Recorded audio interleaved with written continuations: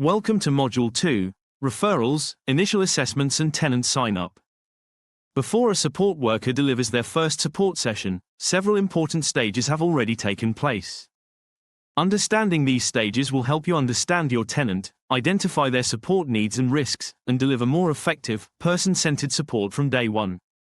Although referral and allocation decisions are often completed by managers, housing officers or referral coordinators, every support worker should understand the process because it provides the foundation for all future support. Understanding referrals. Every tenancy begins with a referral.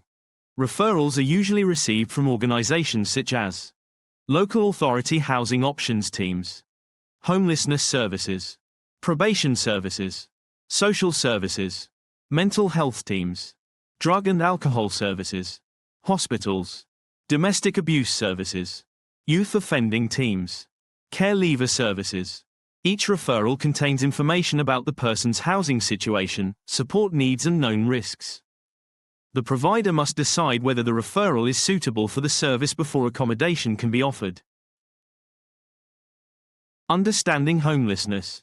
Many people think homelessness only means sleeping rough. In reality, homelessness can take many different forms.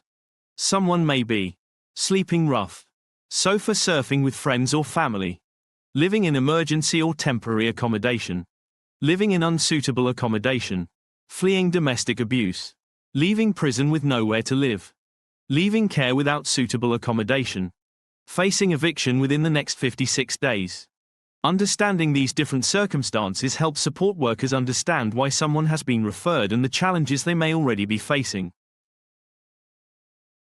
Initial assessment. Once a referral has been received, an initial assessment is completed. This assessment helps determine whether the service is suitable for the individual and whether the provider can safely meet their support needs. A good assessment considers current accommodation status, mental health, physical health, substance misuse, financial circumstances, employment and education, previous accommodation history, independent living skills, support needs, risks to themselves, risks to others, existing professional involvement. The assessment is not about finding reasons to refuse someone accommodation. It is about ensuring the placement is safe, appropriate, and gives the individual the best chance of success. Suitability and risk. Providers also consider whether the service can safely manage the referral. Some supported accommodation services are not commissioned or equipped to accommodate certain high-risk individuals, such as people with convictions for arson or certain sexual offenses. These individuals may require specialist accommodation with enhanced risk management arrangements. Decisions should always be based on the provider's referral criteria, safeguarding responsibilities, risk assessments and commissioning requirements, not assumptions or personal opinions. The goal is always to place people in the accommodation that best meets their needs while keeping everyone safe. The resident matrix. An important part of the assessment process is considering the resident matrix. A resident matrix helps providers make safe placement decisions by looking at the existing tenants already living within a property.